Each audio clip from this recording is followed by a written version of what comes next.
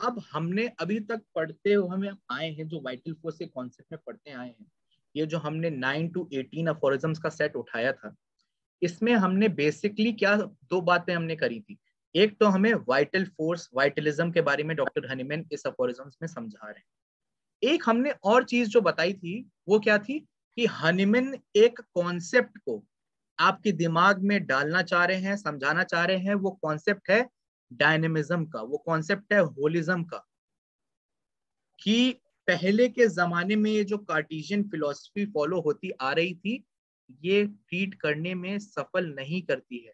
ये इंसान को गलत पैरामीटर्स में जज करती है, उसको रिड्यूस कर देती है उसके अंगों पे आके, ऑर्गन्स पे आके। और इंसान कभी इतना रिड्यूस करके उसको ठीक नहीं किया जा सकता। अगर हमको इंसान को प्रॉपरली ट्रीट करना है तो we should look at him as a whole.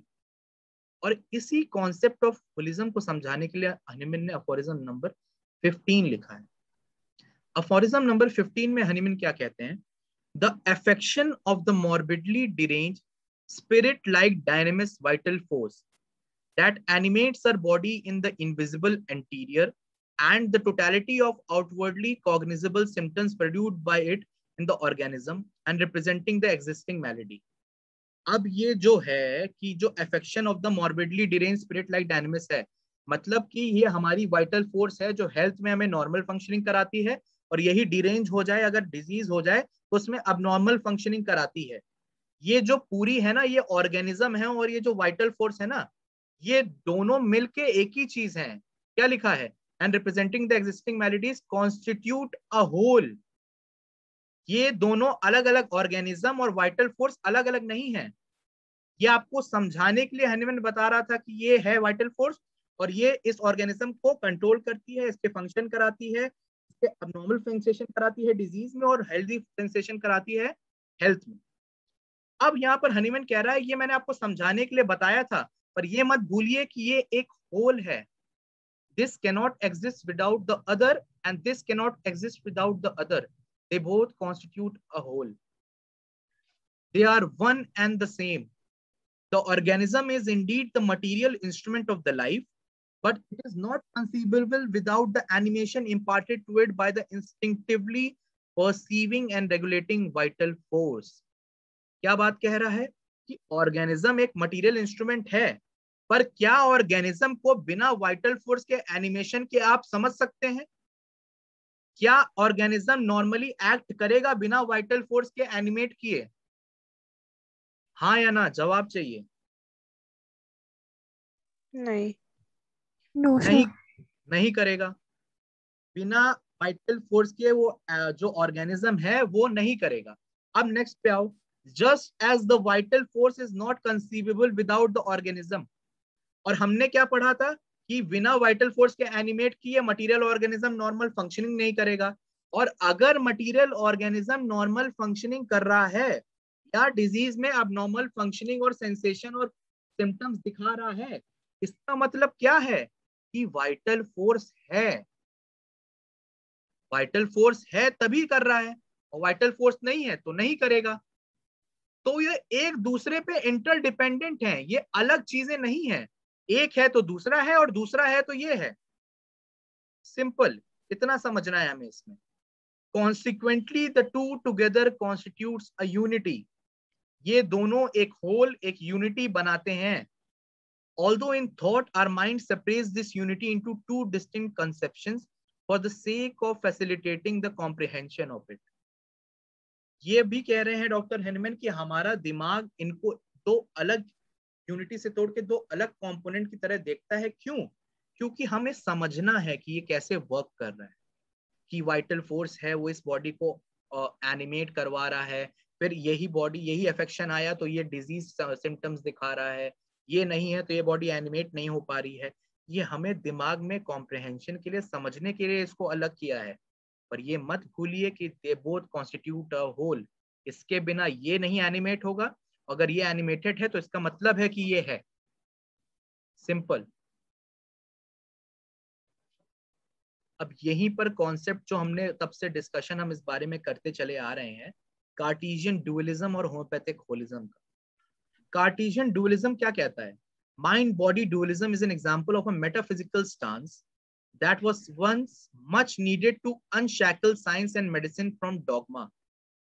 पहले जैसे मैंने आपको अभी डिस्कशन हो रहा था जो हमारा उसमें समझाया, और ये उसी आर्टिकल जो मैंने आपको सेंड किए इस कॉन्सेप्ट को समझने के लिए, उसी से मैंने उठाए हैं, दोनों आर्टिकल से ही ये लाइंस उठाएंगे, जिससे आपको अच्छे से समझ में आए अगर आप अच्छे से पढ़ेंगे कि साइंस को, उस डॉगमेटिक साइंस को वहां से निकालने के लिए, अनशैकल करने के लिए ये माइंड बॉडी डुअलिज्म का मेटाफिजिकल कॉन्सेप्ट हमने बनाया था। पर एक बात बहुत अच्छे से समझिए, आगे क्या लिखते हैं वो, which later had far-reaching restrictive influence on the field of medicine, on its complete understanding of real health issues. बाद में जाके ये बहुत रिस्ट्रिक्ट कर देता है आपको ह्यूमन ऑर्गेनिज्म को समझने के लिए, उसकी बीमारियों को समझने के लिए। ये रिडक्शनिज्म, ये कार्टेशियन फिलॉसफी, अगर इसके थ्रू आप ऑर्गेनिज्म को देखेंगे तो आप बहुत रिस्ट्रिक्ट हो जाएंगे, उसको अच्छे से नहीं समझ पाएंगे। And on developing effective intervention to deal with the same. और बेसिकली ये समझना क्यों है कि हम इंटरवीन कर पाए और पेशेंट की जान बचा पाए, पेशेंट को ट्रीट कर पाए, क्योर कर पाए। और अगर हमने समझने में ही कमजोरी रखी तो हम ट्रीट करने में भी कमजोर रहेंगे, ये आप याद रखिए। And on developing effective intervention, ये इफेक्टिव इंटरवेंशन से मतलब है हमारा ट्रीट करना, क्योर करना। अगर हमने समझा नहीं तो हम क्योर करने में डिफर करेंगे, हम क्योर करने में इफेक्टिव नहीं हो पाएंगे। इसी को लेते हुए एक और लाइन लिखी है, the perpetuation of dualism and biological reductionism in behavioural medicine has negatively impacted the quality and efficacy of patient care. साफ साफ कह रहे हैं, नेगेटिव इम्पैक्ट डाला है इसने पेशेंट को केयर, पेशेंट की केयर करना, पेशेंट को ट्रीट करना, पेशेंट को हील करना, उसकी क्वालिटी में, उसकी एफिकेसी में इस रिडक्शनिज्म वाले कॉन्सेप्ट ने, इस कार्टेशियन फिलॉसफी वाले कॉन्सेप्ट ने बहुत ज्यादा नेगेटिव इम्पैक्ट डाला।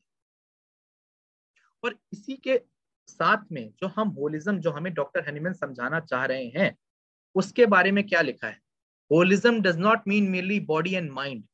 It also means an abdication of all idea of mechanism, parts, names and labels, and the simple and direct viewing of the organism.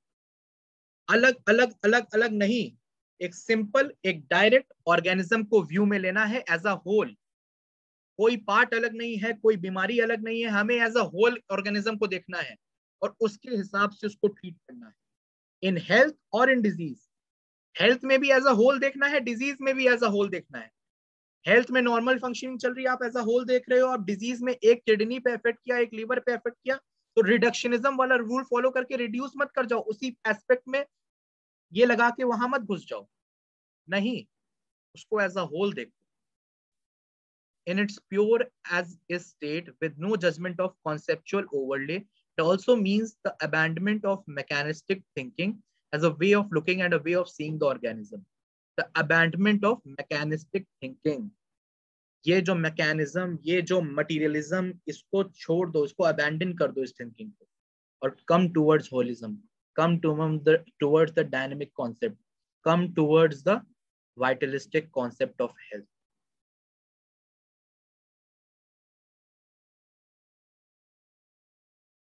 इसी चीज से जो हमने पढ़ा, इस सिंपल ट्रायंगल से आप समझिए, वाइटल फोर्स ऑर्गेनिज्म, चाहे वो हेल्थ में हो चाहे वो डिजीज में हो, क्या है बीच में, क्या लिखा है, कॉन्स्टिट्यूट्स अ होल, अलग कुछ नहीं है। ये हो चाहे ये हो, वाइटल फोर्स ऑर्गेनिज्म के बिना नहीं है, ऑर्गेनिज्म वाइटल फोर्स के बिना नहीं है, चाहे हेल्थ में हो चाहे डिजीज में हो, ये एक होल कॉन्स्टिट्यूट करता है। इसको रिड्यूस मत करिए, इसको मटेरियलिस्टिक कॉन्सेप्ट से व्यू मत करिए। ये सिंपल मैसेज दे रहे हैं अफोरिज्म 15 में डॉक्टर।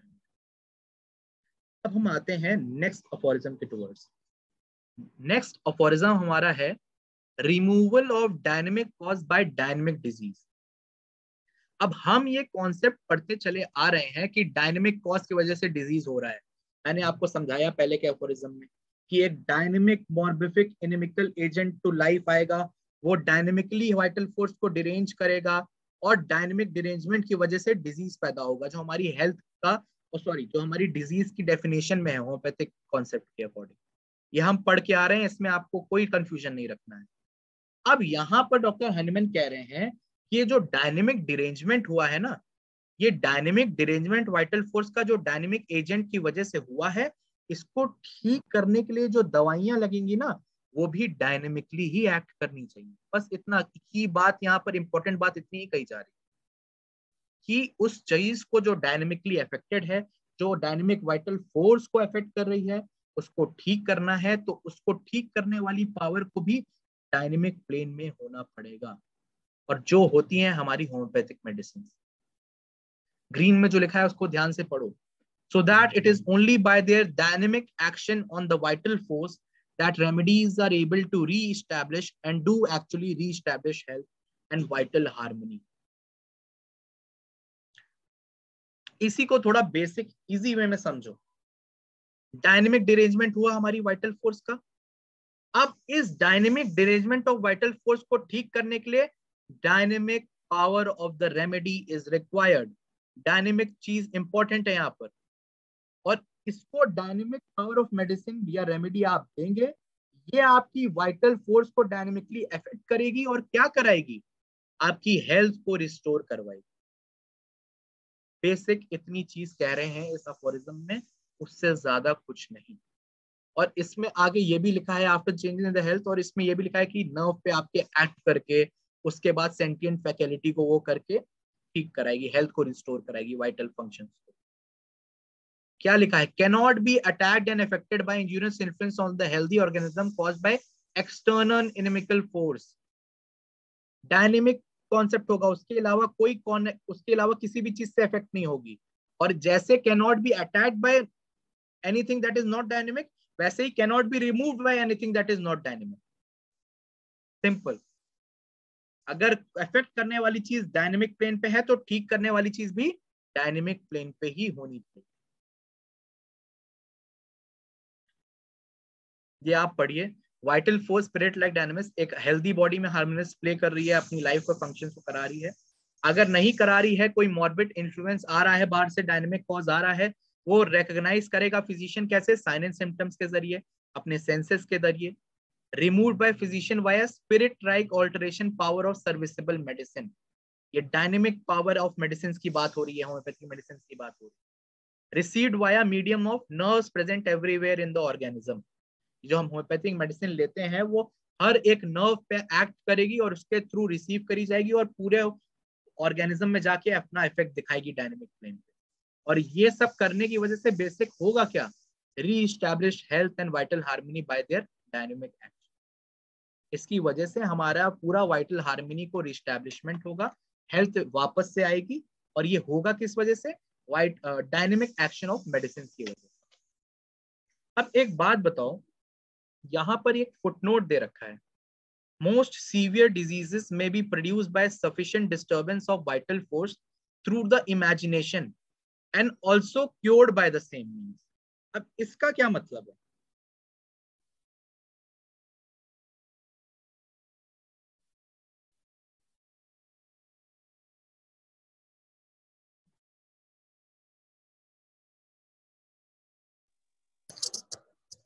सर ये एक बारी राशिद सर ने समझाया था ये वाला। जब फुटनोट समझाया था तो उन्होंने एक हिंदी में एक लाइन लिखवाई थी कि अफवाह उड़ी थी कि मैं बीमार था और लोगों ने पूछ पूछ पूछ के बीमार कर दिया। मतलब क्या बात, कि क्या बात। अफवाह उड़ी थी कि मैं बीमार था, लेकिन नहीं था वो एक्चुअली में बीमार, लेकिन लोगों ने इतना पूछा कि वो सच में बीमार पड़ गया। बिल्कुल, तो ये ये राशि सर ये बोलते हैं, हमें भी बोला था जब हमें हाँ। पढ़ाया था ये चीज। बेसिकली ये चीज जो यहाँ पर सर बताना चाह रहे हैं हमें, जो चीज समझाना चाह रहे हैं आप लोग को, वो ये थी, या हम लोग को जो समझाया सर ने वो ये था कि कोई भी ऐसी चीज है, कोई भी ऐसी बीमारी है जो एक इमेजिनेशन से वाइटल डायनेमिक फोर्स को अफेक्ट करिए, पर इमेजिनेशन से अफेक्ट कर रही है। जैसे कि सेकेंड ईयर वालों का एक एग्जाम्पल चल रहा है अभी, करंट क्लासेस जो चल रही हैं सर की, उसमें जो शिफ्ट वाला एग्जाम्पल है, वो शिफ्ट वाला एग्जाम्पल उसकी इमेजिनेशन की वजह से उसको ऐसा फील हुआ, तो उसको ठीक करने के लिए क्या किया, दवाई दी। उसकी इमेजिनेशन के लिए ही वो पेपर में छपवा के शिप को, रैकेज वाले को जला के दिखा के उसको ठीक किया। याद है सेकेंड ईयर को ये एग्जाम्पल की नहीं याद है? Yes yes sir. सर। जो वाइटल फोर्स को इमेजिनेशन से अफेक्ट हो रहा है, ये मॉरल रेमेडी वाला कॉन्सेप्ट की बात है यहाँ पर, जो हम नेक्स्ट अफोरिज्म के फुटनोट में भी पढ़ेंगे, कि अगर वो वाइटल फोर्स को डिस्टरबेंस हो रहा है किसी इमेजिनेशन की वजह से, तो उसको ठीक करने के लिए दवाई मत दो, उसी तरीके से उसको सिमिलम देगो। इमेजिनेशन से बीमारी आई है तो उसी की तरीके से also cured by the same means. कोई ऐसा इंसान है जो किसी चीज को सोच के, किसी चीज को समझ, कोई ऐसी चीज होगी उसके साथ जो सोच के उसको वो बोल रहा है कि अब मेरे साथ मैं बीमार हो गया, मेरे को ये सब सिम्टम्स आ रहे हैं, ये दिक्कत आ रही है। तो आपको केस टेकिंग के दौरान ये भी याद रखना है कि जब आप केस टेकिंग कर रहे हो तो ये चीज याद रखनी है कि इसका कॉज कहीं ऐसा तो नहीं है, और अगर ऐसा है तो आप जितनी भी दवाई देते रहो, वो जब तक कॉज नहीं हटेगा वो बीमार ही रहेगा। आप दवाई देते रहो अपनी, तो उस कॉज को भी उसी तरीके से, जिस इमेजिनेशन की तरीके से वो कॉज आया था, उसी इमेजिनेशन की तरीके से उस कॉज को हटाना पड़ेगा, और फिर आप अच्छे से उसको ट्रीट कर सकते हैं। इसके बारे में हम और पढ़ेंगे जब हम 17 के फुटनोट को और मॉरल रेमेडी को पढ़ेंगे, तो हम इसको और डिस्कस करेंगे नेक्स्ट टाइम। ठीक है, आज के लिए इतना ही रखते हैं। अगर इन दोनों अफोरिज्म में किसी को डाउट हो तो अभी पूछ सकते हो, नहीं तो ग्रुप्स में मैसेज कर देना, उसके थ्रू हम बता देंगे कोई भी डाउट होगा। किसी को कोई डाउट है अभी इस समय पे, कोई डाउट है?